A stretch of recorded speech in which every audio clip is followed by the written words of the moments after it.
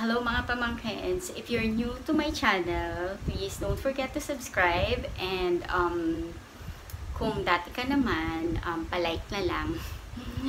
Ang arte ng lola nyo ngayon. Gagawa tayo ng gourmet tuyo in olive oil. So, tatry natin gawin yon. So, huwag na natin patagalin. Let's start. Yun. Papakita ko muna yung mga ingredients. Tapos, ayun. Gagawin natin kung paano yun. Tatry natin. Yes, yun.